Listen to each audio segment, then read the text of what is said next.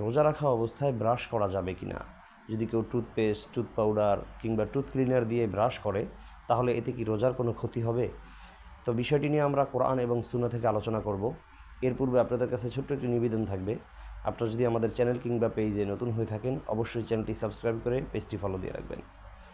দর্শক, কোরআন সুন্নাহ অধ্যয়ন করলে দেখা যায় যে রোজা মাকরুহ হয় যে সমস্ত কারণগুলোতে, সেই সমস্ত কারণগুলোর মধ্যে অন্যতম, বিশেষ করে ফিকহের কিতাবগুলোতে উল্লেখ করা হয়েছে যে ঝাঁঝালো যদি কোনো পেস্ট, পাউডার বা এ ধরনের টুথ ক্লিনার যেটার মাধ্যমে মুখের ভিতরে ফেনা তৈরি হবে এবং সেটার একটা ঝাঁঝ সেটা গলার দিকে, পেটের দিকে যাওয়ার সম্ভাবনা থাকবে, তাহলে সেই বিষয়টা করা অবশ্যই মাকরুহ হবে।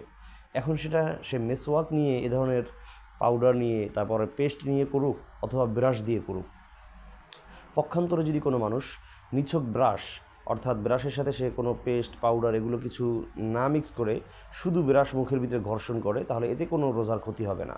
শুধুমাত্র ওই পেস্ট, পাউডার বা যেই সমস্ত জিনিসগুলো ফেনা তৈরি করে, সেই সমস্ত জিনিসগুলো দিয়ে মাজার কারণে তার রোজাটা মাকরুহ হয়ে যাবে। এটাই ফুকাহে কেরামের বিশুদ্ধতম মত।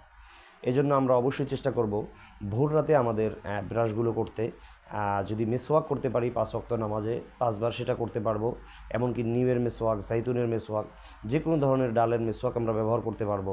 যদি সেটার কোনো তেতো আমাদের গলায় অনুভব হয়, তাতেও রোজার কোনো ক্ষতি হবে না, এটা হাদিসে স্পষ্ট বর্ণনা এসেছে। সেজন্য আমরা অবশ্যই খেয়াল রাখবো যে আমরা এই টুথপেস্ট, টুথ পাউডার এ ধরনের কোনো কিছু দিয়ে কখনও দাঁত মাজার চেষ্টা করব না, বিশেষ করে দিনের বেলায়। তাছাড়া রাত্রিবেলায় অথবা ভোর রাতে ইফতারির পরে, সাহরির আগে কিন্তু অবশ্যই আমরা মাজতে পারবো, এতে কোনো সমস্যা হবে না। দর্শক, আল্লাহ তাআলা আমাদের সবাইকে কোরআন এবং সুন্নাহ মোতাবেক জীবন পরিচালনা করার তৌফিক দান করুন। আলবিদা, মা আসসালামা।